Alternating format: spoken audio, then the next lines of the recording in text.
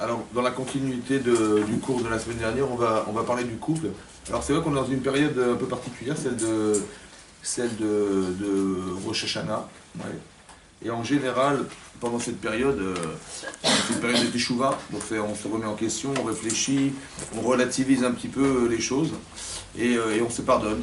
D'accord, on se pardonne, donc on essaie de se réconcilier, de se faire pardonner ou de pardonner.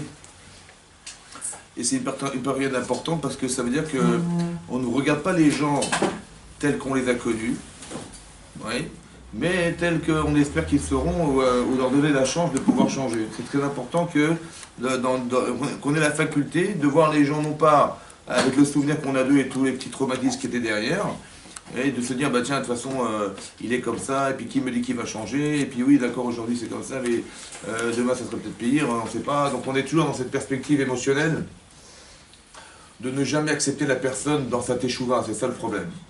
Et je pense qu'il y a dans le monde féminin, dans le monde du féminin, dans le monde de tout ce qui est émotionnel et puissamment émotionnel, une femme elle a beaucoup plus de difficultés des fois à appréhender ce genre de situation parce que bon, bah, elle ressent beaucoup plus les choses. Et des fois on est malheureusement piégé par ce regard et malheureusement piégé aussi par cette émotion qui nous empêche de faire un choix parce que c'est douloureux. Voilà, on est plus dans la douleur que dans le plaisir et le bonheur d'un espoir éventuel. Alors, peut-être au départ, on va essayer de réfléchir pourquoi une femme elle ressent plus les choses qu'un homme. Oui. Alors, c'est clair que dans la Torah, hein, c'est pas par hasard qu'on nous a écrit dans la Torah l'histoire de la création de l'homme et de la femme. Je pense que au départ, quand on nous dit qu'Adam a été créé de la terre, oui, il a dit quand on lui a posé la question, mais comment tu t'appelles? Il a dit, je m'appelle Adam. Oui, parce que le Midrash Rabbah rapporte que lorsqu'il a nommé les animaux, oui, Adam Arishon, un jour, on lui a demandé, mais toi, comment tu t'appelles? Et Hachem lui a dit, il a posé la question, il a répondu, je m'appelle Adam. Il a dit, pourquoi? Parce que Nivretim il Adama, j'ai été créé de la terre. Mais non, qu'est-ce que c'est que la terre dans l'être humain? Hein, c'est son corps. Hachem, il a pris de la terre, ouais, quand il a pris de la terre, il a pris de l'air, de l'eau et du feu, et il a constitué le corps humain avec la terre. Ouais, Adam, Adama. Mais après, on lui a insufflé un souffle de vie. Oui. Et donc, qu'est-ce qui donne une valeur à l'être humain? Est-ce que c'est son corps ou c'est sa neshama? Alors pourquoi il ne s'est pas appelé neshama? L'essence même de son nom, l'essence de son nom, c'est pas son corps. Il n'est pas Adama. Adama, il y a des animaux pour ça. Ouais. Il y a la nature pour ça. Il y a de la végétation. Il y a tout ça. Mais pourquoi il s'est appelé Adam? C'est bizarre, hein? Ça vous choque pas qu'il soit appelé Adam? Ce qui définit l'homme, c'est pas sa nature de corps matériel, c'est sa faculté à penser, à raisonner, à sentir, ce qu'un animal n'est pas capable de faire. Donc il aurait dû s'appeler Neshama, il aurait dû s'appeler Mahashava, la pensée, ou Dibour, la parole, voilà ce qui le différencie des animaux ou de la nature. Pourquoi il s'est appelé Adam? C'est bizarre, non? Bon, ça c'est une chose à réfléchir. À part ça, hein, la Torah nous dit qu'on a créé la femme à partir de l'homme. On n'a pas créé un couple au départ. Ça aussi, c'est à réfléchir. Pourquoi je n'ai pas créé un couple comme il a créé des animaux doubles? Là, il a créé masculin-féminin. Non, là, il a créé un être masculin et de l'homme, il a créé la femme. Mais non, il n'a pas créé la femme à partir de la terre. Il a créé la femme à partir de l'homme, qui avait déjà une Neshama. Donc ça aussi, c'est important de réfléchir pourquoi Hachem il a créé comme ça. C'est marqué dans la Torah hein, que Zachar, marqué, il a fait une femme, ouais, pour être une aide pour son mari, ouais, Ezer Kenegdo. Alors pour aide, ça veut dire quoi aider ça? Ça veut dire quoi Ezer? Une aide pour son mari. Ça veut dire qu'elle va faire le ménage, elle va laver le parterre, passer l'aspirateur, faire la lessive. C'est ça, c'est quoi une aide pour son mari? Ouais, en quoi une femme elle est une aide pour son mari? Oui. Pour l'aider à se construire. C'est-à-dire Ezer Kenegdo. Alors Ezer Kenegdo, en hébreu, Ezer c'est une aide. Kenegdo, ça veut dire soit face à lui, soit contre lui. Ça a les deux sens, le double sens. La Gemara d'expliquer que Zacha, s'il est méritant, alors sa femme, elle sera un Ezer. Si méritant, elle sera un Ezer. Ouais, Ezer, une aide. Et si il n'est pas méritant, elle sera Kenegdo. Oui. Ça veut dire quoi, Zoché? Ça veut dire quoi en français, Zoché? Ça veut dire quoi être méritant? C'est quoi méritant? Qu'est-ce qu'il faut être pour avoir le mérite d'avoir une femme qui va m'aider? Hein? C'est quoi un zachout? C'est quoi un zachout? C'est quoi un zchout? C'est quoi, Zéhout? Mais qu'avant. Hein? Quelqu'un qui était avant, non? Comment? C'est quand on a le mérite de quelqu'un qui était avant nous, non? Non. Ça vient de quel mot, Zéhout? Sahar, non? Zar. Zar. Zar, ça veut dire limpide. Vous savez quoi? Si vous êtes limpide, ça veut dire quoi limpide? Par exemple, quand on devait fabriquer de l'huile dans le Beth Amikdash, on devait prendre des olives, shemen, katit, qu'on devait concasser, zar. On devait récupérer l'huile à partir de l'olive, n'est-ce pas? Mais est-ce qu'on va écraser toute l'olive et on va récupérer tous les déchets de l'olive et on va filtrer l'olive? Non! On devait prendre la première pression de l'huile, de l'olive. Ça veut dire qu'il n'y a pas de déchets de l'olive dans l'huile. Pourquoi il n'y a pas de déchets? Parce que s'il y a des déchets, vous avez pris de l'huile de mauvaise qualité, vous allez allumer des veilleuses avec, qu'est-ce qui va se passer? Ben, la femme elle va crépiter parce que des fois ça marche, des fois ça marche pas. Il y a beaucoup de choses qui vont polluer en fait l'huile et qui vont empêcher l'huile de monter dans la mèche. Oui non. Il faut que ça zar. Zar ça veut dire quoi? C'est limpide. C'est quoi le strout? C'est qu'il n'y ait pas de pollution dans ce que vous êtes. Si quelqu'un il est limpide, ça veut dire quoi? Il a des bonnes midotes, il est cohérent, il est logique, il est dans la Torah, il est dans la misode, etc. Donc il n'y a pas de pollution dans sa vie, dans sa tête non plus, oui? Et bien s'il est comme ça, il aura le srout, il sera zar, il sera limpide d'avoir une femme qui va l'aider. Il va voir que c'est une aide. Vous avez compris ce que je veux dire? Mais s'il est pas, il est pollué, il est, comment vous dire, il est susceptible, il est têtu, il est vagin, il va croire qu'elle est contre lui, évidemment c'est comme ça. Vous comprenez ou pas? C'est ça le srout. Le srout, c'est que si quelqu'un il est cohérent, il sait, il donne une valeur à sa femme, il comprend qu'elle est là pour l'aider, pas pour le contraire. Ouais. S'il est têtu et opiniâtre, ça va être contre lui, évidemment, c'est comme ça. Mais tous ces défauts, en fait, c'est ce qui n'est pas limpide. Donc il faut faire attention au départ, oui, de bien comprendre qui on a en face de soi et qu'est-ce qu'on peut faire pour faire que, justement, ça soit zar. Ou qu'on propose à son mari de pouvoir être quelqu'un qui soit limpide, on va dire, de façon à ce qu'il puisse être réceptif des messages. Ouais. Et pour ça, il faut l'inviter à comprendre. Il faut l'inviter à connaître la femme. Maintenant, une femme n'est pas un homme. Parce que l'homme, il a été créé de la terre, et la femme n'a pas été créée de la terre. C'est-à-dire qu'elle a une sensibilité particulière qui est issue du fait de sa création. Qu'il y avait déjà une neshama dans l'homme, il y avait quelque chose qui vivait en lui avant qu'on ait créé la femme. Donc, partie du principe que l'homme, il est Adama. Adama. Alors, pourquoi il s'est appelé Adama? Intéressant, on aurait dû dire, oui, il aurait dû s'appeler Neshama, il aurait dû s'appeler autrement. C'est ça qu'il valorise, non? Pourquoi il s'appelait Adama? Alors, peut-être l'idée, elle est comme ça, écoutez-moi bien. Le vrai problème de l'être humain, il n'est pas dans sa Neshama. Son vrai problème, c'est qu'il a un corps. Alors, je vous explique. Quand vous avez une difficulté, quelle qu'elle soit dans la vie, essayez de réfléchir. Par exemple, je vous dis, imaginez-vous, on vous demande de rendre service à quelqu'un, d'aller vous déplacer du 19e, il faut aller, je sais pas moi, il faut aller à Strasbourg pour aller l'aider. Bon, vous y allez ou pas?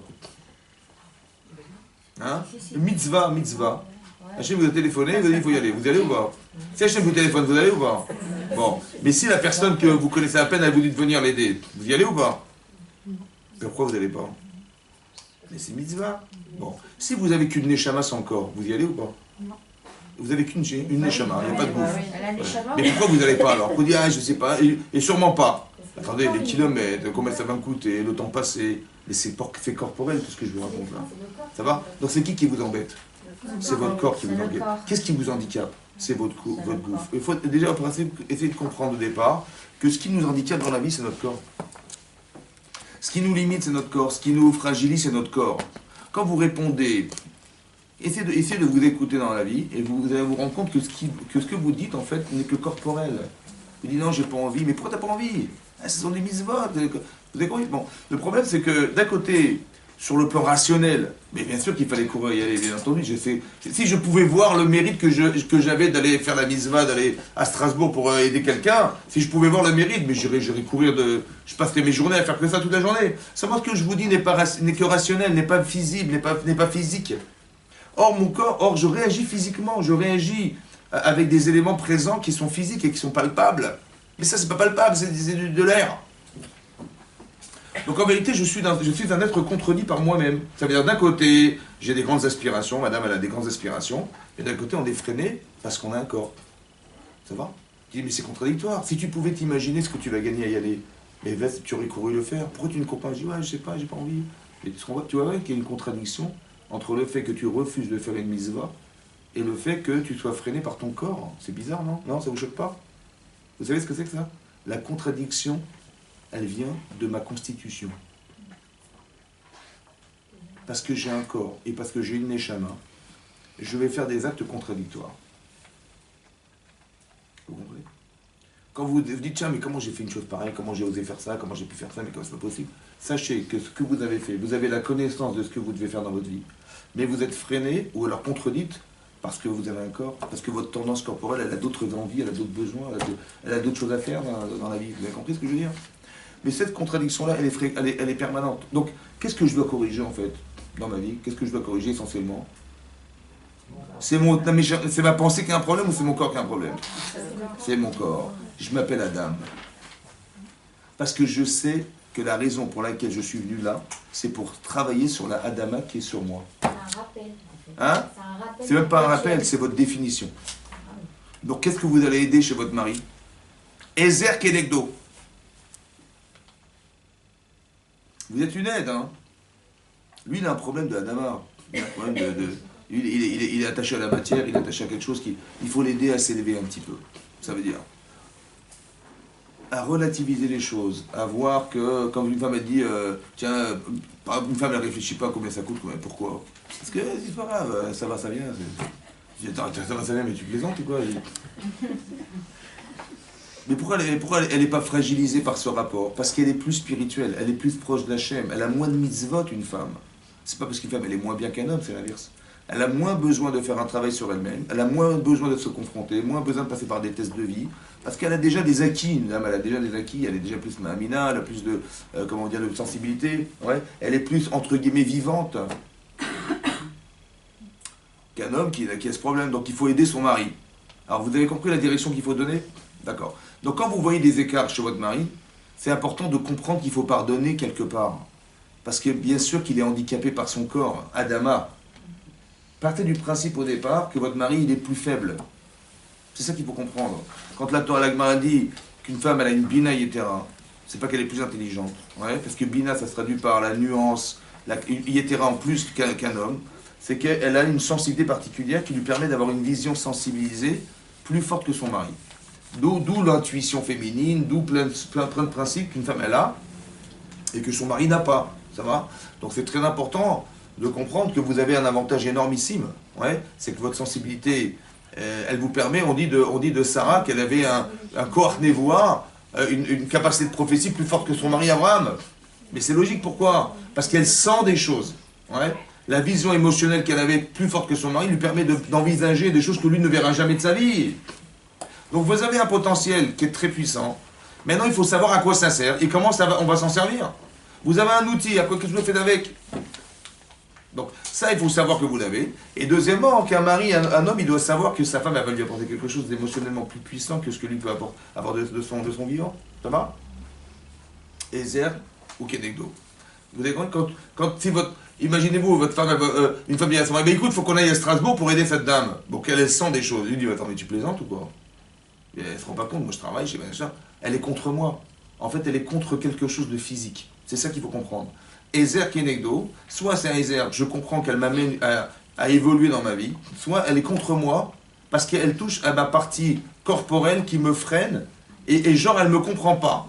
Voilà, madame, elle ne me comprend pas, ou l'inverse aussi. Une femme va dire, si une femme va dire à son mari des choses qui sont dans le monde du féminin et que le mari refuse, elle ne se sent pas aimée, elle ne se sent pas comprise. Pourquoi? Parce qu'en fait, il faut comprendre qu'il y a une logique derrière. On réfléchit comme un homme et on réfléchit comme une femme. Vous réfléchissez comme des femmes. Donc vous êtes certaine que votre mari comprend ce que vous dites, parce qu'il n'est pas bête. Et donc quand il a refusé, c'est qu'il savait pertinemment que c'était comme ça, et quand bien même il a refusé, il m'aime pas mon mari. Il n'est pas d'accord avec moi, il est contre moi. Et l'inverse aussi est vrai. Que son mari dit, mais je comprends, ma femme elle fait n'importe quoi, elle me dit n'importe quoi. On ne se comprend pas, mais c'est pas parce qu'on ne se comprend pas. En fait. C'est pas parce que on est contre l'autre, c'est qu'on ne se comprend pas fondamentalement. Pour ça que c'est très très important au départ, on est dans la construction du couple, que vous arriviez à vous adapter au masculin. Parce que tant que je n'ai pas compris ce qu'est un homme, je vais croire que mon mari il est contre moi. Et si je n'ai pas compris ce qu'est une femme, j'aurai toujours l'impression que ma femme est contre moi. Donc il y a un vrai problème au départ d'adaptation nécessaire, obligatoire. Je vais vous donner un exemple, je ne sais pas si je le donne à vous, mais imaginez-vous, vous allez partir déménager dans un autre pays. Ça va? Voilà, vous allez partir en Chine. Bon, vous ne parlez pas le chinois, vous ne connaissez pas les Shanghai, vous ne savez même pas où mettre vos enfants à l'école, où vous allez travailler, où votre mari va trouver du travail, où est-ce qu'elle est la vie juive là-bas, voilà. Vous arrivez à Shanghai. Bon, si vous restez des Françaises à Shanghai, qu'est-ce qui va se passer? Hein? Pas le chinois, vous connaissez. Vous restez à la maison, madame elle reste à la maison, son mari reste à la maison, il croît chez lui, ni par le chinois, qu'est-ce que vous faites? Comment ça va se passer? Vous êtes pas bien, ça va? Ok. Donc qu'est-ce qu'il faut faire pour arriver à s'épanouir à Shanghai? Il faut apprendre la langue, hein? Il faut connaître son quartier, il faut chercher du boulot, il faut trouver des écoles, il faut s'adapter ou pas? Bon, mais dans une vie de couple, c'est comme ça que ça se passe ou dit dans le grand amour, love story, on s'est mariés, on s'adore et tout, et voilà, notre vie, elle est déjà construite. Est-ce que vous avez une notion de ce que c'est qu'un être humain, un homme? Est-ce que votre mari a une notion de ce qu'est une femme? Est-ce que vous avez une notion de ce que veut vivre à deux? Est-ce que tout ça, c'est des notions qu'on ne comprend pas? Ça va? Il dit, mais nous, croyez que ça allait faire automatiquement. On est à Shanghai, on n'avait même pas remarqué qu'on était à Shanghai. Mais on est à Shanghai, vous avez compris? On ne parle pas le langage de la femme, on ne parle pas le langage du mari, et on croyait que ça allait se passer comme ça. Et après, on s'étonne que ça ne fonctionne pas. Évidemment, tu restes une Française à Shanghai, il y a un petit problème. Vous avez compris ou pas? Ça veut dire qu'on ne s'est pas adapté. On n'a même pas compris qu'il fallait s'adapter. Maintenant, quand vous êtes à Shanghai, vous êtes rassuré ou pas? On va s'éclater. Ou alors vous avez peur de ce qui va se passer, comment vous êtes?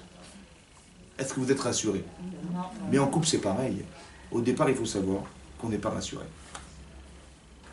Donc quand on arrive à Shanghai, on est en couple à Shanghai, on parle ni je parle le chinois, ni je connais l'endroit, qu'est-ce que je dis à ma femme? Je dis, mais t'inquiète pas, on va s'arranger, on va prendre le chinois, on va faire l'ulpan du chinois, et t'inquiète pas, on va se débrouiller. Est-ce qu'on rassure son conjoint? Mais bien sûr, mais est-ce qu'on le fait en couple, ça? Mais non. Donc c'est-à-dire que des fois, on va se passer 10 ans de notre vie, ouais, avec des appréhensions et avec des problèmes de relations, etc., qu'on n'a jamais soulagé ni rassuré, parce qu'on n'a pas fait ce travail au départ. Vous savez, il y a un passouk dans Shir HaShirim, c'est marqué Beyom Khatunato ou Viom Simchat Libo. Beyom Khatunato, le jour de son mariage, ouais. Yom Simchat Libo, le jour de la joie de son cœur. Voilà ce qui est marqué dans le passouk, dans le Shir HaShirim qui a écrit Shlomo Amelech. L'Agma, elle explique c'est quoi le jour de son mariage et c'est quoi le jour de la joie de son cœur. L'Agma a dit que le jour du mariage, c'est le jour du don de la Torah. Bizarrement, c'est le jour du don de la Torah. Le jour du mariage, comme si on s'était marié avec Hachem et qu'il ne nous a pas donné une bague, il nous a donné la Torah. À l'impression. Et la joie du cœur, l'Agma a dit que c'est le Beth Amikdash qu'on a construit. La joie du cœur ou le Mishkan dans le désert. Le Mishkan, le sanctuaire dans le désert. Simchat Libo, c'est le Mishkan dans le désert. Et Khatunato, le jour du mariage, de son mariage, c'est le jour où on a reçu la Torah. Quel rapport y a-t-il entre les deux événements? Soit du don de la Torah et le mariage, soit de la joie du cœur et de la construction du sanctuaire dans le désert. Qu'est-ce que ça a à voir? Alors le Rav Pinkus, il explique comme ça. Une explication, il dit comme ça. Quand vous êtes marié, vous étiez heureuse ou pas? Sous la ou pas? C'est magnifique, magnifique. Bon, de quoi il fait l'avenir? Comment ça va se passer en couple? Qu'est-ce que mon mari attend de moi? Comment il faut être dans la vie? Est-ce que mon mari va me respecter? Ça va, vous êtes heureux sur l'instant T parce que vous avez trouvé votre mari, au Hachem. Mais comment ça va se passer demain? Est-ce que vous êtes anxieuse ou pas? Évidemment. Et bien c'est exactement pareil que quand on a reçu la Torah. On a reçu la Torah, c'est fantastique. Mais qu'est-ce qu'Hachem attend de moi? Qu'est-ce que la Torah attend de moi? Qu'est-ce qu'il faut être dans la vie? Comment il faut être? Ça décade à quel niveau? Je ne sais pas moi. Mais il y a une anxiété derrière tout ça. On a la connaissance de la Torah, mais on ne sait pas ce qu'on doit devenir, qu'est-ce qu'on va devenir avec. Vous comprenez ou pas? C'est la même problématique. Maintenant, dans le désert, qu'est-ce qu'on a fait? On a fait le veau d'or. On a trahi Hachem. Dans sa vie, vous savez quoi? En couple, comme en vérité, on n'est pas adapté en couple, c'est évidemment comme ça au départ, puisqu'on est... bien sûr on s'aime, bien sûr qu'on va vivre ensemble, bien sûr qu'on a décidé de vivre ensemble, évidemment, mais nos deux êtres sont complètement différents. Donc il va y avoir des écarts qui vont s'organiser derrière, évidemment. On n'est pas des élèves qui réussissent tout à 100% du premier coup. Ok. Donc partir du principe qu'il y aura des écarts. Mais non, quand on aime quelqu'un de façon très puissante, et qu'on n'a pas été adapté à l'idée que nous sommes différents, ça va créer, le problème, ça va créer des frustrations, ça va créer des malaises qui sont toujours proportionnels à l'amour qu'on porte à l'autre. Plus vous aimez les gens, et plus vous allez voir que finalement, il dit, attends, je vais te tromper ou quoi, mais vous avez compris, à la différence de l'amour. Ça veut dire que la frustration de l'échec, d'un échec, ou d'une mauvaise compréhension de l'autre, oui, va faire qu'il y a une forme de trahison qui va se créer entre vous et votre mari, ou votre mari et vous. En disant, mais attendez, mais est-ce que je me suis bien marié, est-ce que j'ai bien choisi, est-ce qu'on va commencer à être sceptique parce que mais il fallait au départ comprendre et expliquer aux gens qu'on est le jour du matin de Torah. Donc si tu sais que tu vas recevoir la Torah, mais tu ne sais pas ce qu'il y a dedans, tu vas ouvrir le livre, tu vas commencer à lire, et tu vas dire, attends, c'était ça, mais j'aurais jamais imaginé, j'ai accepté la Torah sans réfléchir. Est-ce que je vais réussir à atteindre ce que Hachem attend de moi? Mais c'est pareil en couple, vous comprenez? Je me suis engagé, je me suis marié. Mais qu'est-ce que mon mari attend de moi? Et est-ce qu'il va me respecter? Et est-ce qu'on va vivre heureux? Combien on aura d'enfants? Et qu'est-ce que ça va pas être compliqué? Il y a même des gens qui sont tellement rationnels dans leur cerveau, ils peuvent même pas se marier, ces gens-là. Pourquoi? Parce qu'ils disent, attends, tu t'imagines que... Et il qui dit qu'elle va être comme ça, et qu'il va parler comme ça, et ils font des calculs, et types, ils peuvent jamais tomber amoureux d'une femme parce que c'est rationnellement impossible. Ben c'est pareil, en fait, ils appréhendent cette situation que des gens n'appréhendent pas du tout. Ils disent, voilà, on est jeunes, on se marie, on y va, on va démarrer notre vie, sans au départ réfléchir où est-ce qu'on s'est engagé. Maintenant, il y a eu un échec dans le cas d'Israël, c'est qu'on a fait le veau d'or. Mais je ne sais pas si vous l'imaginez, le veau d'or, c'est une trahison carrément d'Hachem. On va se rétablir avec Hachem. On va se rétablir avec lui, on va se réconcilier avec Hachem. C'est pas facile, hein. Moshe Rabbeinu, il est remonté sur l'Ancien pendant 40 jours pour aller demander pardon à Hachem et que Hachem lui pardonne. Et il a pardonné quand? Il a pardonné le jour de Yom Kippourim. Ça veut dire Hachem, il s'est révélé le 6 Sivan. Il a dit la Seret Adibrot, les 10 commandements. Après, Moshe Rabbeinu, il est monté le lendemain sur le mont Sinaï, le 7 Sivan. Il est redescendu le 17 Tammuz. Le 17 Tammuz, il a proposé la Torah, mais il a vu qu'on avait fait le veau d'or, mais il a cassé l'étape de la loi. Et le 17 Tammuz est devenu un jour catastrophique, qui est devenu le 17 Tammuz, qu'on connaît le 17 Tammuz, alors que ça aurait dû être le jour du don de la Torah. Après, il est remonté le lendemain, le 18. Il est descendu, il est resté jusqu'au 29 Av, à prier pour nous faire pardonner à Hachem. Après, du 29 Av jusqu'au 10 Tishri, il est resté encore 40 jours sans manger, sans boire, pour finalement recevoir l'état de la loi numéro 2, et on a reçu la Torah, c'est ce qu'on a reçu. Et vous avez compris ce qui s'est passé? Et après ça, on a construit le Mishkan. En fait, le Mishkan, qui est la résidence d'Hachem, qui nous relie avec Hachem, n'a été construite après avoir été soléar, après qu'on a été pardonné, oui.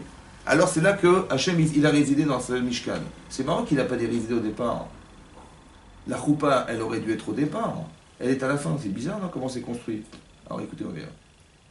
Peut-être qu'on ne s'est pas rendu compte de ce que voulait dire se marier. Et on va exploiter nos échecs pour se rendre compte qu'on a failli tout perdre, peut-être. On est arrivé des fois peut-être à une limite qui est le divorce. Voilà, on va faillir divorcer avec Hachem. Voilà, on a fait le veau d'or, ben c'est terminé maintenant. Vous avez compris, c'est fini. Qu'est-ce qu'il veut? Il faut que quelqu'un intervienne et passe par l'intermédiaire pour essayer de nous réconcilier avec Hachem. Ça, c'est fait comme ça. Et vous avez vu la peur qu'on a eue ou pas? Peut-être que la peur qu'on a eue a été une construction personnelle qui nous a permis de savoir qu'est-ce qu'Hachem attendait de nous. Et dans un couple, c'est pareil. Quand on a eu des écarts, et ça a été loin, et on a eu très peur, en fait, on a peur. Ben, ou je l'aime pas, ben, c'est pas grave, on divorce, c'est pas grave. Mais si j'ai peur, c'est que je l'aime.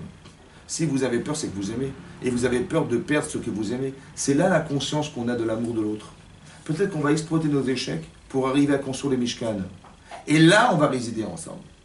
Ça veut dire que nous, on croit que paradoxalement, quand on s'est fâché, c'est qu'on est en train de se détruire. Mais prenez dans le sens inversé. Que Yom Simchat Libo, la véritable joie du cœur, elle s'est construite le jour où j'ai eu peur.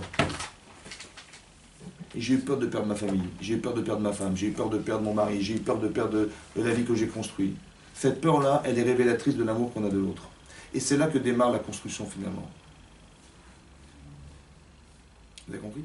La construction du Mishkan part du principe qu'on s'est réconcilié avec nos différences. Maintenant, souvent j'explique à des gens comme ça. Quand des gens vous disent, voilà mon mari, vous savez, j'ai des problèmes de couple, mon mari il est comme ça, c'est invivable, on va divorcer. Et son mari dit, mais vous savez quoi, ma femme, elle vous a rien dit, mais c'est pire que ça. Ma femme, elle est comme ça, invivable. Bon, alors je lui dis, bon, alors il dit, bah, manifestement ça va pas, donc qu'est-ce qu'on fait? Ah ben, on va se séparer, on va pas souffrir de vivre comme ça. Ok. Alors je le dis souvent, je le dis comme ça. Vous savez, on a reçu la Torah, mais la Torah c'est un filtre. Quand vous étudiez la Torah, vous voyez le décalage qui existe entre vous et ce qu'on espère de vous. Ce décalage, il est fantastique, c'est un bain. Comme c'est que je rentre dans la Torah, c'est un bain, ouais, et puis je vois que toute la sainteté remonte à la surface et je vois que j'étais pas si propre que ça. Quand vous regardez un peu ce qu'on devrait pouvoir atteindre et ce que nous sommes, il y a un décalage entre ce qu'on espère être et ce qu'on est. Maintenant, on sait exactement que tout ce qu'il faut faire, on sait exactement ce qu'il faut faire pour arriver à être une meilleure femme, à être une femme meilleure en couple, une femme, voilà, tout ce qui monte, mon caractère il est remonté à la surface, ma faculté à comprendre est montée à la surface, ma sensibilité est montée à la surface, mon égoïsme est monté à la surface, ma colère, tout ça c'est monté à la surface. Donc je sais exactement ce qui ne va pas. Mais en vérité, soit je m'en rends compte par moi-même, soit c'est mon mari qui va me le dire. Que le malaise qui est vécu en couple, c'est toute la saleté qui est montée. Et l'inverse aussi est vrai. Donc je sais exactement ce que j'ai à faire dans ma vie maintenant.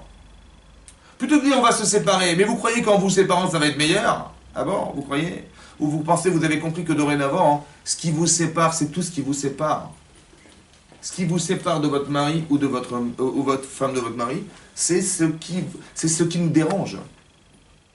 Et c'est intéressant de voir que la perfection d'une femme dans un certain domaine est exactement la défaillance de son mari.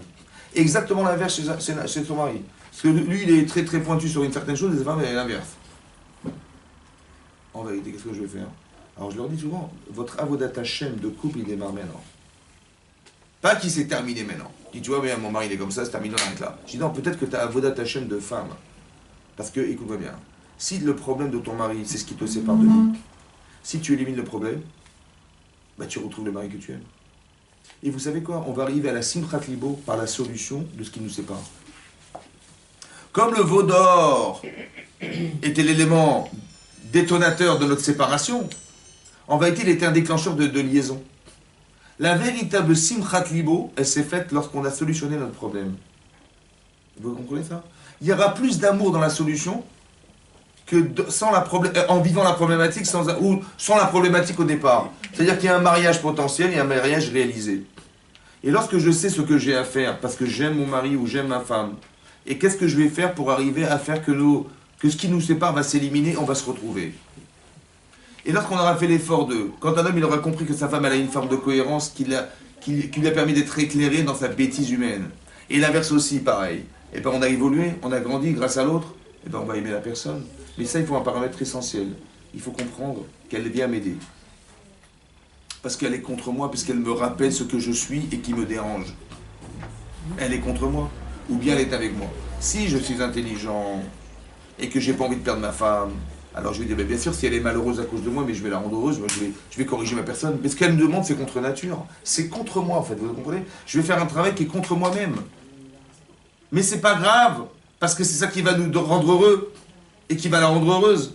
Pourquoi je vais pas faire des efforts vis-à-vis d'elle, même si c'est contre nature ce qu'elle me demande, mais si ça va la rendre heureuse, mais tant mieux, c'est pas grave, vous comprenez? Donc il faut être capable de pouvoir aimer, dans le sens où je vais m'engager par amour pour essayer de solutionner notre problème de couple. Pas l'inverse. Pas de dire non, moi, vous avez compris, on peut aimer, on peut s'aimer à travers l'autre. Oui, comme le Rav Dessler dit, par exemple, si je vous pose la question, est-ce que vous aimez le poulet grillé? Vous aimez le poulet grillé avec des frites? Vous aimez le poulet grillé? Vous aimez ou pas? Mais si vous aimez le poulet, pourquoi vous l'avez tué? Hein?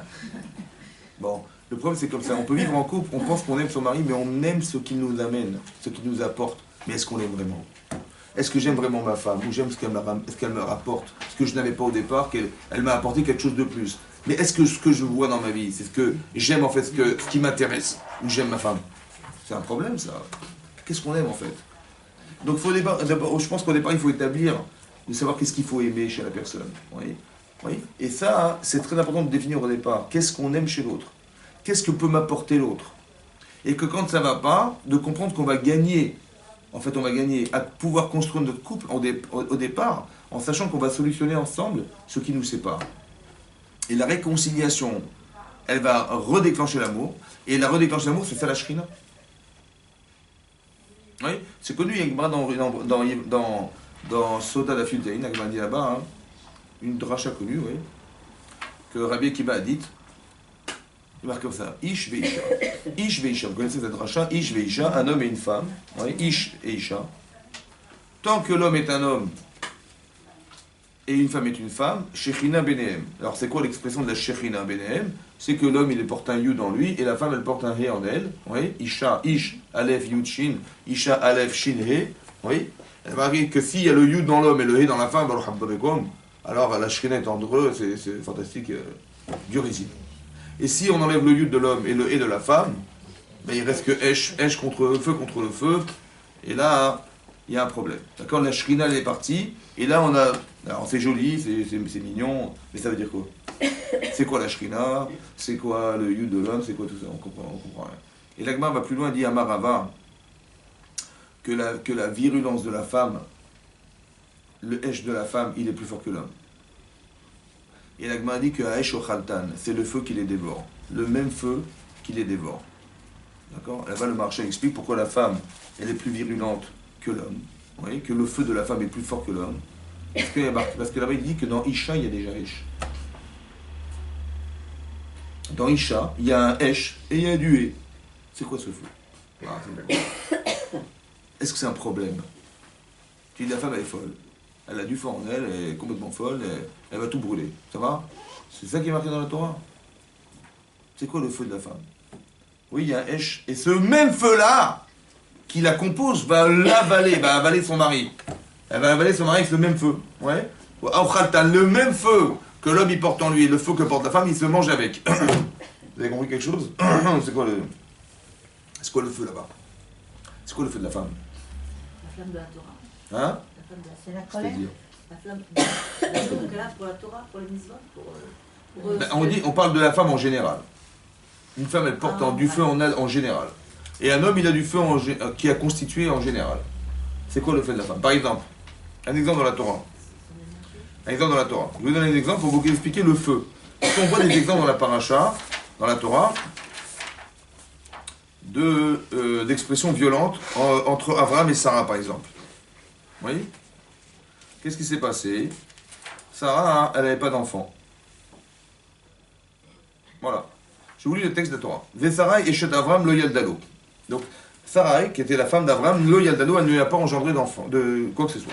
Vela Shifra Mitzrit, elle avait une servante égyptienne. Donc, c'était pas une femme de ménage. Ouais, la Shifra, on dit une servante, c'est pas sa domestique. La Shifra, c'était qui cette femme? Agar. Qui était Agar? princesse égyptienne. La princesse égyptienne. Donc, c'était une princesse. Comment elle est arrivée chez Abraham et Sarah? Comment elle est arrivée chez eux? Hein? Parce que quand il y a eu la famine en Israël, ils ont dû voyager en Égypte. Ils sont arrivés chez... comment il s'appelle? Pardon. Avimelech. Ouais. Ils sont arrivés là-bas. Et donc, il a dû prétexter qu'elle était sa sœur pour ne pas mourir. Et finalement, il s'est rendu compte qu'elle était sa femme. Et donc, et donc après, finalement, il s'est avéré qu'elle était sa femme. Et ils se sont présentés devant Avimelech. Et il a vu ce couple extraordinaire qui était Abraham et Sarah. Il a dit à sa fille, écoute, tu n'as rien à faire ici. Je préfère que tu sois une Shifra dans ce peuple-là qu'une Virta, qu'une princesse Béoumazo dans notre royaume. Donc il a vu quelque chose de fantastique. En fait, elle est devenue la meilleure élève de Sarah. Agar était la meilleure élève, la Shifra. Donc qu'est-ce qu'elle a dit? Elle a dit, voilà, je n'ai pas d'enfant avec mon mari. Vous voyez, donc, Ve Shifra Mitzrit, elle avait une Shifra Mitzrit, donc son élève, qui était sa meilleure élève, qui était une égyptienne, ou Shema Agar, elle s'appelait Agar. Vatomer Sarah et Abraham. Et donc Sarah, elle va dire à son mari Abraham, Nina Atzarani Hashem Iledet. Hashem, il m'a bloqué, ouais, il m'a freiné, stoppé dans ma capacité à engendrer. Bona el Shifrati, va avec ma servante. Ou là, il est banné. Peut-être que je construirai, Mimena, ouais, que je construirai par elle, une famille. Vous avez compris? Voilà. Sarah, elle n'a pas d'enfant depuis combien d'années? Elle a pas mal d'années déjà. Hein? Voilà. 90 ans. 90 ans, elle n'a pas d'enfant, qu'est-ce qu'elle a décidé? Hein? Pas d'adopter, non. Elle a dit, voilà, j'ai une élève, tiens, sympa, j'ai une élève, mais pourquoi pas, je vais la donner à mon mari. Et comme ça, je construirai par elle une famille. C'est logique, ça? Est-ce que c'est un sentiment féminin, ça? Une femme a un problème de couple avec son mari, pas d'enfant, elle va pas dire, mais tu n'as pas de problème.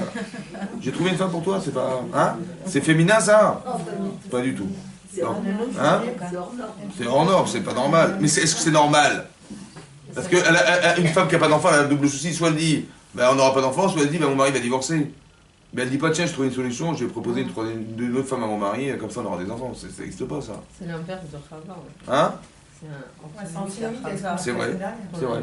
Et à part ça, hein, elle a dit, je construirai par elle. Elle va construire par elle, Sarah? Hein? Elle va construire, elle dit, je construirai par elle. Est-ce qu'elle va construire, Sarah, quelque chose? Non. C'est Agar et Abraham qui auront des enfants. Sur le livret de famille, il y aura marqué Agar et Sarah, ils auront eu des enfants. Mais elle n'aura pas d'enfants. Comment elle va construire une famille? Bon. Vaishma Abraham, l'école Sarai. Et la Torah nous dit qu'il a écouté le col. C'est quoi le col? La voix de sa femme. Il n'a pas écouté ce qu'elle a dit, il a écouté sa voix. C'est-à-dire qu'il a écouté ce qu'elle a ressenti de fort. Vatikar Sarai et Shet Avraham et Tagar, Mitzred, Shiprata, Miketz, Eser Shanim. Donc elle a proposé Sarai à son mari Abraham. Au bout de 10 ans, la Shevet Avraham Be'eretz Kenan, ça faisait déjà 10 ans qu'il vivait en Israël. Elle espérait que par le sroud d'Eretz Israël, elle aurait eu des enfants. Elle n'a pas eu d'enfants. Bon. Vatite Notal et Avraham et Isha, Lolisha. Donc elle lui a donné à son mari pour femme Agar. Va y avoir Agar, Batar. Donc il a été avec Agar, elle est tombée enceinte. Vatere qui arata, Vatekel Verta Benea. Elle est tombée enceinte, comment elle s'appelle? Agar. Et là, tout à coup, Sarah, elle devient légère à ses yeux. Et Rashi explique là-bas, il dit, mais au final, c'est qui la tzadékette? Hein?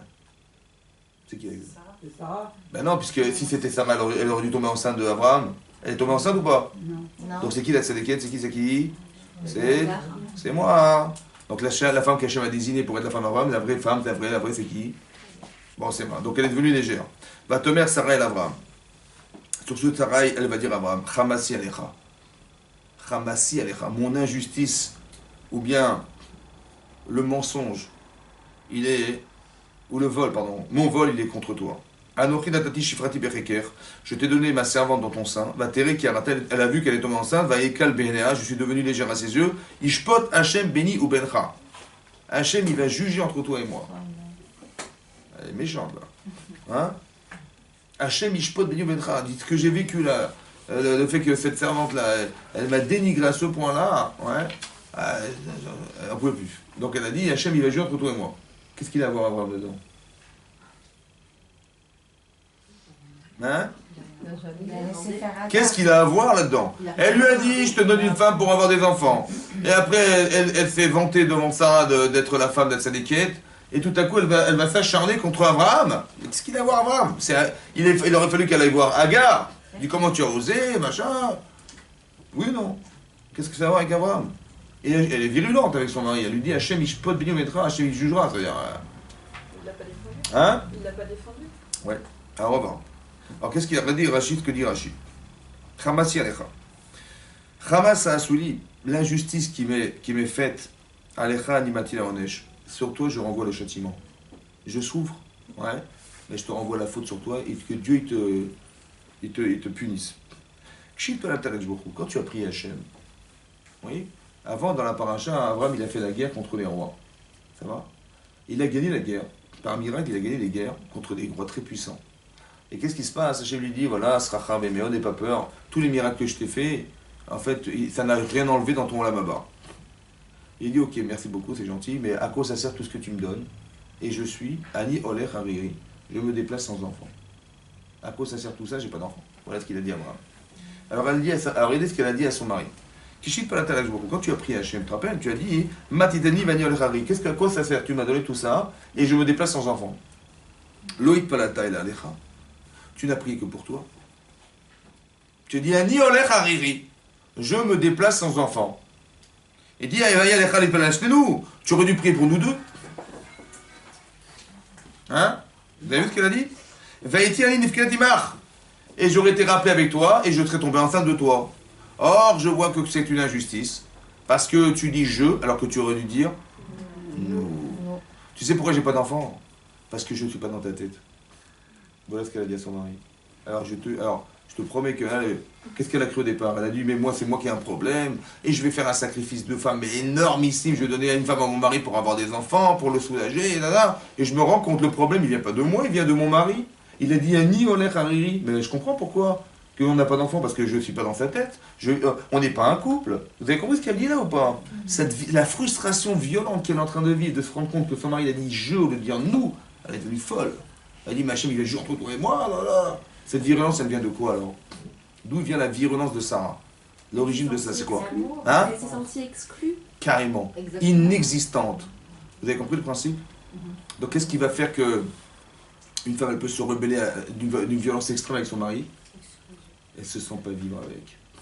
Elle se sent carrément ailleurs. Elle n'est pas dans sa vie, elle n'est pas dans sa tête, elle se sent pas femme, elle se sent pas aimée, elle se sent pas. Vous avez compris ce qui se passe ou pas? Hachem Ishpot Ben Yobencha. Bon. Pourquoi elle a ressenti ça? Bon, j'ai pensé comme ça. Quand elle s'est vantée un gars, elle a dit mais c'est moi la femme de la tzadékette et tout. Il a réagi à Abraham ou pas? Non. Le problème c'est qu'il ne réagit pas. Alors, le manque de réaction, ça veut dire qu'il cautionne ce qu'elle a dit.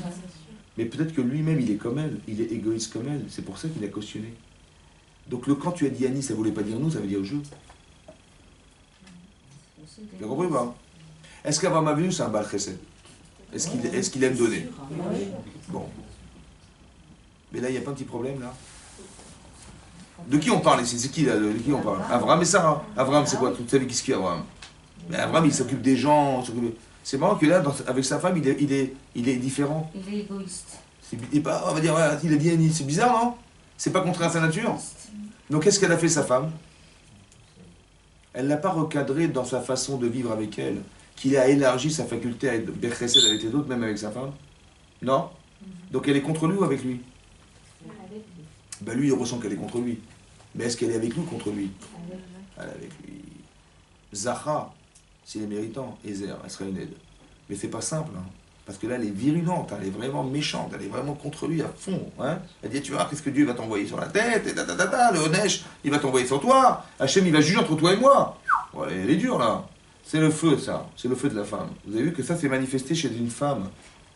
Pourquoi c'est comme ça? On va voir. Vérod, deuxième explication. Varechat ani chomes mimeni. Ata chomes mimeni. Il dit, tes paroles, tu me les as volées. Que quoi? Chata shomi abisioni veshotek. Tu entends la honte que j'ai et tu te tais.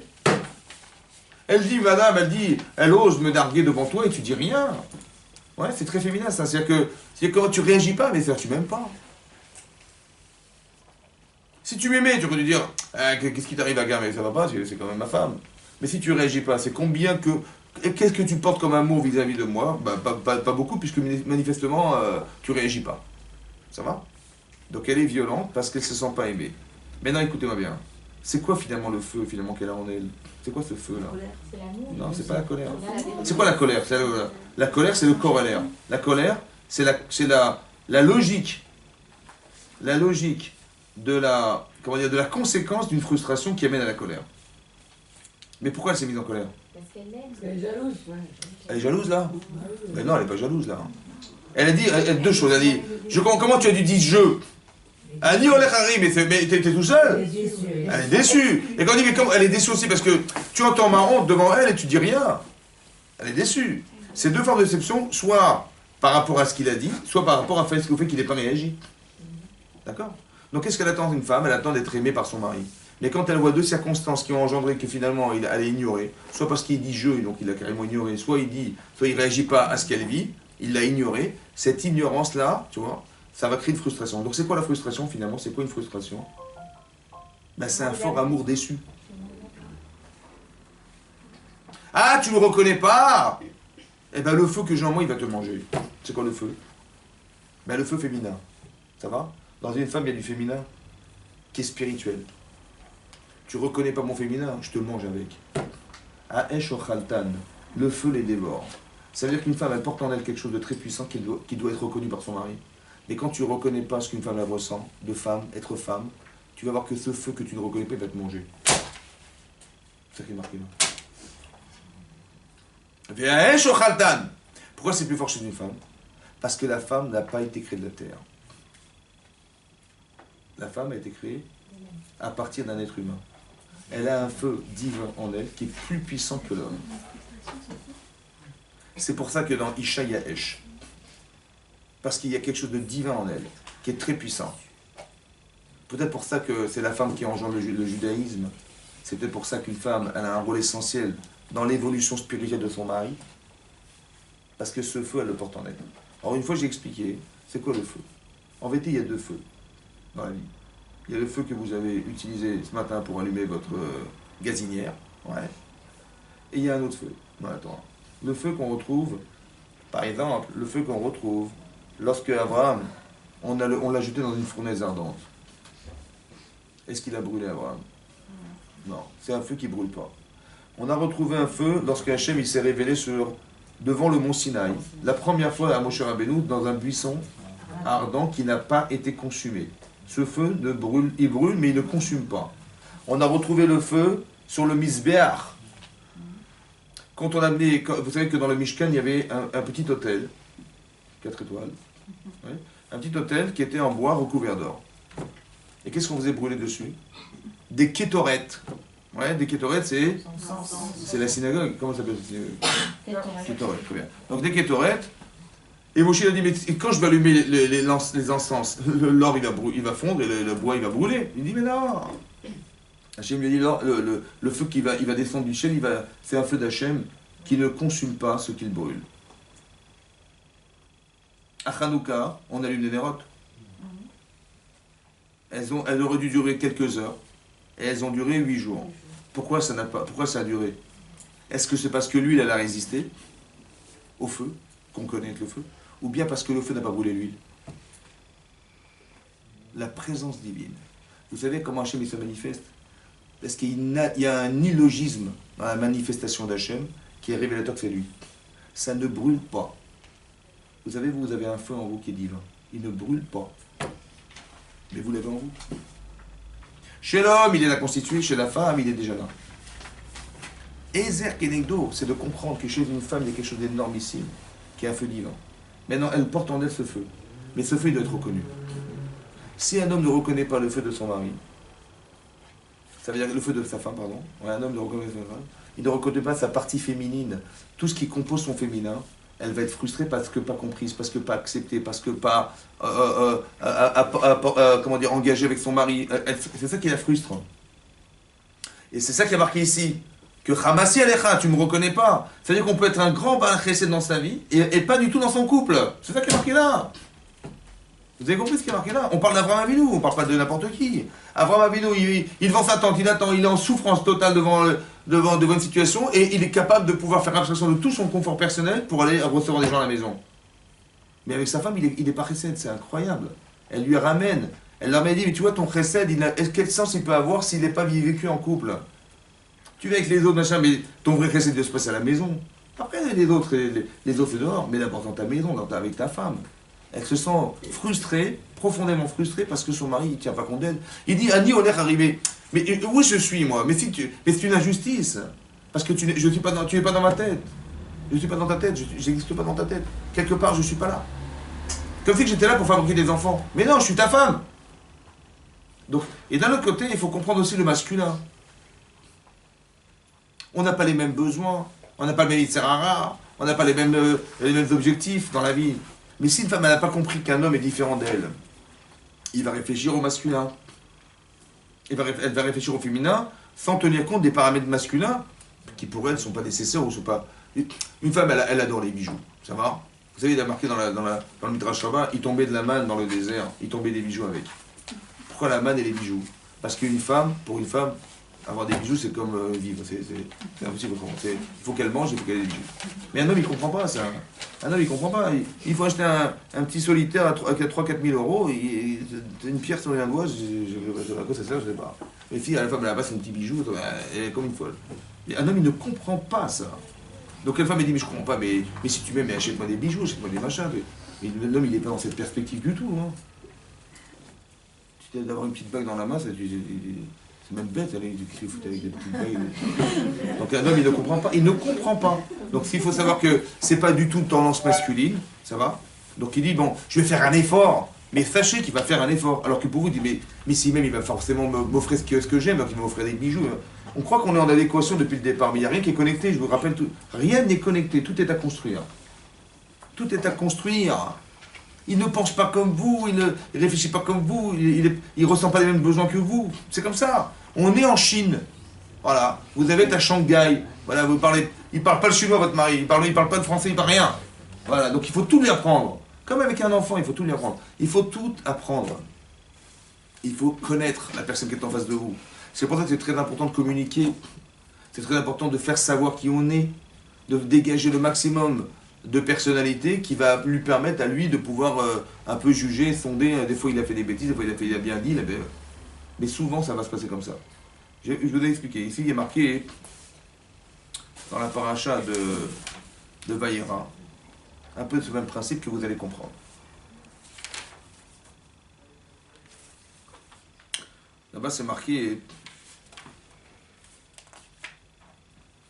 voilà. C'est marqué Avram ben Meashana. Avram il avait 100 ans. Vaïvaledlo et Israq.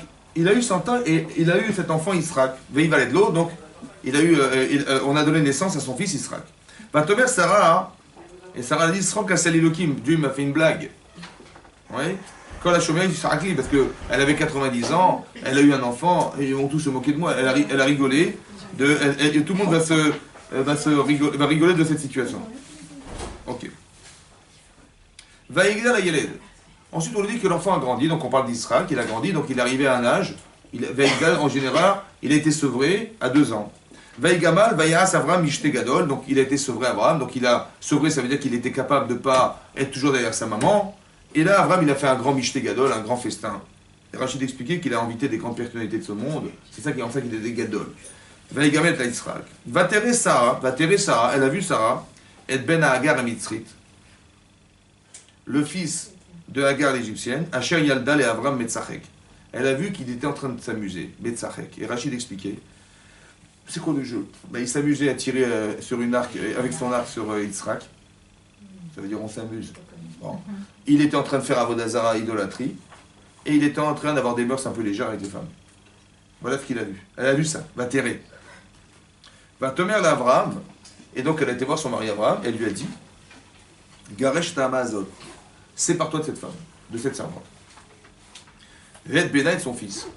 Qui irache Ben Hama, qui lo irache Ben Hama Azot im Beni Yitzhak. Parce qu'il n'héritera pas le fils de cette servante avec mon fils, avec Yitzhak. Il n'héritera pas, ça veut dire que l'héritage du clan Israël, il ne passera pas par lui, mais que par Yitzhak. Voilà ce qu'elle a dit à son mari. Vaïra Davar Meod. Vaïra. Il était mauvais cette chose-là aux yeux d'Abraham, à l'odot et l'eau, sur ce qu'on a pu dire de son enfant. Vaïmer Elohim, Hachem lui dit à Abraham, Alira Benecha, que ce ne soit pas mauvais à tes yeux, Alanahar, sur l'enfant, vers la Matecha et sur ta servante, Kol Asher Tomar Elecha Sarah, tout ce que te dira Sarah, Shma Bekola, écoute sa voix, Ki Beitzrak Ikarel Chazara, parce que par Israq sera appelée ta descendance. Ça va? Bon. Moi, j'ai un problème de correspondance. Je ne comprends pas ce qui se passe ici. Bon. Sarah, elle a vu quelque chose. Elle a vu que quoi? Que manifestement, Ishmael, il tourne mal. Hein, et elle a eu très peur pour l'influence qu'il avait sur son enfant Yitzhak. C'est ça ou pas? Okay. Elle a dit à son mari, il faut te divorcer d'elle et se séparer de cet enfant. Il lui dit, quoi? Comment ça? Mais comment tu parles de mon fils? Il a semblé qu'elle avait un problème avec cet enfant. Ouais. Vaïra Adavar Meod. Ça veut dire qu'elle a fait un décor, un tableau désastreux de son enfant. Et il a dit, mais comment tu parles de mon fils comme ça? Et Hachem lui a dit, non, écoute sa voix. Il a dit, écoute la voix de ta femme. Parce qu'elle a raison, etc., etc. Bon, j'ai un problème de compréhension ici, parce que ils se sont compris ou pas tous les deux? Bon. Elle, qu'est-ce qu'elle a fait, Sarah? Elle a dit à son mari, il faut divorcer de femme. C'est quoi son problème? L'influence. Elle a expliqué à son mari? Qu'est-ce qu'elle a dit? Mais il dit, elle est folle ou quoi? Attends, je sais pas, mettez-vous à la place d'Abraham. Il est en train de dire, attendez, la femme qui a été choisie par Sarah, de jour au lendemain, il dit, écoute, c'est par toi. Je comprends pas ce qu'elle a. Elle a un problème, cette femme, oui. Qu'est-ce que vous croyez qu'il a pensé à Abraham? Mettez-vous à la place d'Abraham. Qu'elle était jalouse et qu'elle a disjoncté. Donc, il dit, en plus, elle parle d'Ishmaël, mon fils, comme ça va pas. Autant tu es ma femme, autant elle est ma femme, et autant Israël est mon fils, autant Ishmaël est mon fils. Je ne comprends pas comment tu peux critiquer cet enfant comme ça. Tu as perdu la tête. Mais Abraham, il n'a pas vu l'enjeu. Attendez, ça c'est ce qu'il a compris a priori ou pas? Oui. Très bien. Imaginez-vous la réaction de Sarah maintenant. Parce qu'elle dit, mais attends, il ne se rend pas compte là. Agar, comment dire, Ishmaël est en train de polluer notre famille là. Oui ou non? C'est quoi le problème en vérité? Qu'est-ce qu'elle a pas su faire au départ a priori, Sarah? Hein? Communiquer. C'est-à-dire, qu'est-ce qu'il fallait qu'elle dise pour qu'il réagisse différemment son mari? Est-ce qu'elle a vu? Il fallait qu'elle... Ben, bien sûr. Mais qu'est-ce qu'elle a fait? La porte des faits. Et qu'est-ce qu'elle a fait, elle? Elle a été direct à la finale. Direct à quoi? Elle Elle a proposé la solution sans poser la problématique. C'est féminin. C'est féminin, ça. Vous avez compris ou pas? Que les femmes, qu'est-ce qu'elles font? Elles voient un truc, elles ressentent, mais elle est sûre que son mari l'a vu aussi comme elle. Évidemment. Donc elle dit, bah écoute, il faut que tu divorces. Ça veut dire quoi? Ismaël, il pose problème. Est-ce qu'on va se séparer de l'enfant sans la mère? Non. Donc elle est logique. Elle dit, bah évidemment, comme il y a un problème, il faut se séparer de l'enfant, et pour ça, il faut se séparer de sa mère. Donc tu es obligé de divorcer la mère, qu'est-ce que je te dise? Mais lui, est-ce qu'il a compris ce qu'elle a ressenti? Valérie, elle a vu. Elle a senti quelque chose que lui n'avait même pas vu. Et donc il est choqué de ce qu'elle raconte. À votre avis, quand il entend ça, elle est avec lui ou contre lui? Quand il dit, et lui, imaginez vous êtes Abraham, et votre femme, elle vous dit, écoute, faut divorcer de Hagar et de son enfant. Elle est contre lui ou avec lui? Contre lui, mais en vérité. Et quand son mari a dit, mais quoi? Mais ça va pas, il a commencé à se mettre en colère. Qu'est-ce qu'elle a cru, elle? Il est fou, quoi. Mais qu'est-ce qu'elle a cru? Qu'est-ce qu'elle a cru? Elle a cru quoi? Elle voyait mal. Ou mal, ou bien que... Mais qu'est-ce qu'elle croyait, elle? Elle a dit... Et je lui dis de se séparer de sa femme, il veut pas. Maintenant je comprends, mais notre enfant, il va être en péril à cause de... Elle réfléchit avec les notions qu'elle a dans la tête, donc elle dit, mais notre enfant est en péril. Il met l'amour de sa femme au détriment de notre enfant. Mais non, mais c'est notre enfant qui va être l'héritier de Abraham, c'est pas Ishmaël. Est-ce qu'ils sont compris ou pas? Mais pas du tout. Donc en vérité, ils sont en train de se disputer, alors que quoi? Ils n'ont pas le même langage. Et ça vous rappelle quelque chose ou pas? Vous avez compris, les mécanismes, ils sont marqués là. Ça veut dire qu'on ne se comprend pas au départ. Mais Hachem, il n'a pas dit à Abraham, tu vas avec quoi là? C'est ce qu'il a répondu. Il n'a pas dit écoute, il a dit écoute quoi? Savoir. Est-ce qu'il a dit écoute les mots de ta femme? Est-ce qu'il a dit écoute les paroles de ta femme? Non. Écoutez-vous bien. N'écoute pas la voix de ta femme, il a dit. Il écoute quoi? Il n'écoute pas les paroles de ta femme. Ce qu'elle t'a dit, si tu vois les mots qu'elle t'a dit, c'est une catastrophe. Elle dit sépare-toi de la femme que tu aimes, sépare-toi de l'enfant que tu aimes, catastrophique. Essaie de ne pas écouter les mots de ta femme, essaie d'écouter la voix de ta femme. C'est quoi la voix de ta femme? Qu'est-ce qu'elle a voulu dire? Pas qu'est-ce qu'elle a dit. Maintenant, dorénavant, si tu ne comprends pas, qu'est-ce que tu dis? Tu dis, ben, il est fou. Tu dis, j'ai pas compris. Parce que j'ai pas compris la voix. J'ai pas compris ce qu'il a ressenti. J'ai pas compris ce qu'elle a ressenti. Dorénavant, si j'ai pas compris, je dirais pas. Je dis pas que j'ai compris et qu'elle est folle. Je dirais que j'ai pas compris. C'est ça qu'on doit tirer comme enseignement ici. Mais manifestement, il n'a pas vu ce qu'elle a vu. Et manifestement, elle aurait dû dire ce qu'elle ressentait. Par exemple, si elle a été voir Abraham, elle dit, tu as vu comment il a mal tourné? Il tourne mal, il tourne mal, Ishmaël. Je dis, comment c'est Romain? Mais de quoi tu parles? Ben regarde, Mitzarek. Les filles, comment vous dire, il essaie de tuer son frère, et il commence à tourner mal l'idolâtrie. Je dis, comment ça? Mais oui, ben regarde, ouvre les yeux, regarde. Je dis, ah. Alors qu'est-ce qu'on fait? Je dis, bah, écoute, c'est vrai, c'est un grand problème. Il dit, bon, est-ce qu'on doit séparer de cet enfant l'influence? Il dit, bien sûr. Est-ce qu'on peut se séparer de lui sans séparer de sa mère? Ben non. Alors, qu'est-ce que tu décides? Il a dit, bah oui, on va divorcer, je vais divorcer, je suis obligé. Si c'était vu de cette manière, il aurait accepté ou pas? Il se serait disputé? Ça veut dire que quand vous ressentez quelque chose, ne partez pas du principe que c'est déjà acquis chez lui. Pas forcément. Donc il faut se rassurer en se disant, peut-être j'ai ressenti un truc qu'il n'a pas senti mon mari, puisque je suis féminine, je sens des choses qu'il ne sent pas. Partez du principe que vous pouvez aider votre mari. Là, elle a inversé les choses en disant, elle a dit des choses qui ne sont pas forcément des vérités pour son mari, mais qui sont touchantes. Vous avez compris comment les tsarins se mélangent ici? Hein, vous avez compris ou pas? Parce que ce sont des choses vitales, ils sont dans la vitalité des événements. Parce que c'est son enfant, c'est sa femme, c'est... Partez du principe que les tsarins va s'acharner sur des choses qui sont essentielles dans le couple, oui, et que le fait que les tsarins s'acharnent particulièrement là-dedans, c'est qu'il y a quelque chose à construire d'énormissime qu'on voudrait détruire. Pourquoi il y a du Yetzirah dans les couples? Pourquoi? Hein? Pourquoi? Parce que là où il y a des enjeux fondamentaux, il y a du Yetzirah. Ça va? Quand il n'y a pas d'enjeux fondamentaux, il n'y a pas de Yetzirah. Zéro. Zéro. Vous avez vu quand vous avez un Yetzirah dans votre vie, ben c'est des choses qui vous touchent personnellement, mais qui sont fortes, qui sont nécessaires, obligatoires des fois. Mais quand il n'y a pas beaucoup de... Quand c'est pas important, il n'y a pas de Yetzirah. Donc sachez que le baromètre de votre existence, il est fonction de votre Yetzirah. Mais s'il y en a beaucoup dans le couple, c'est qu'il y a beaucoup de choses à réparer, il y a beaucoup de choses à construire qui sont vitales, essentielles, éternelles. Pour ça que là, ça charme. Pour ça que Yetzirah ici va se mêler. Et Hachem, il va intervenir. C'est quoi Hachem? Ben, c'est la conscience de l'être humain. Ouais, on apprend la Torah pour avoir cette conscience. Que dis, attends, fais pas de bêtises, réfléchis. Vous avez compris ça? S'il n'y a pas de Torah, il n'y a pas de Torah, il n'y a pas de rationalité, il n'y a pas de repère de moralité derrière. Donc il y a forcément des intérêts personnels et forcément il va se mettre en colère contre sa femme, il va l'envoyer balader. Comme si il y avait une voix qui me disait, attends, peut-être t'as pas compris, sois un peu humble, donne-lui du crédit à ta femme ou à ton mari. Ça va? C'est ça la Torah.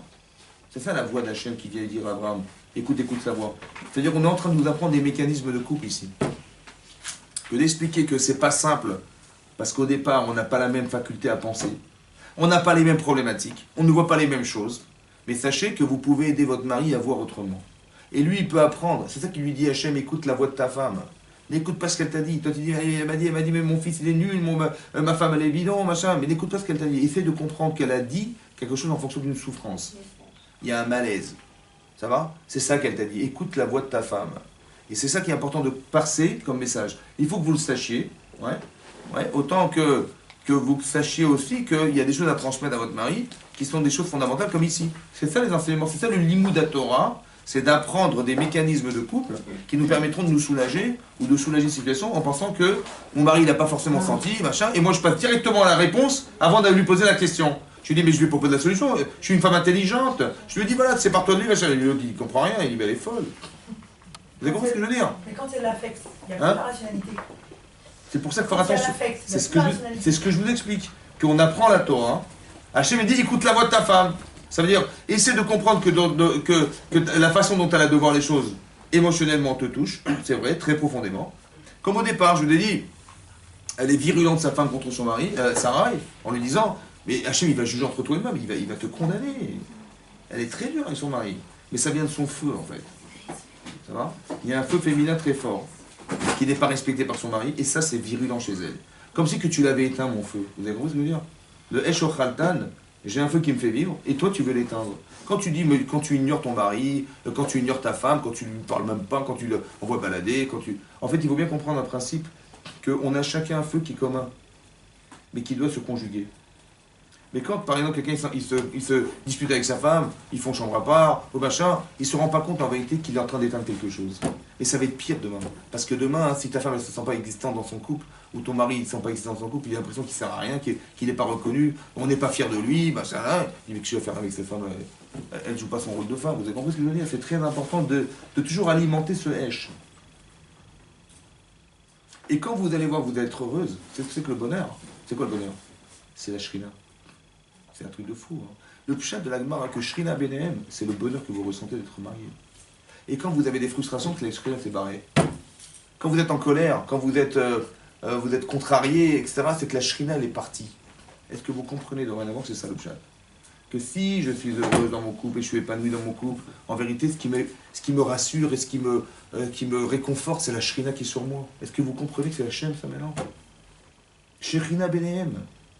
Je rentre à la maison, je suis heureux de voir mon mari, je suis heureux d'achat. La Shrina, elle est présente. Ce que vous ressentez, c'est divin.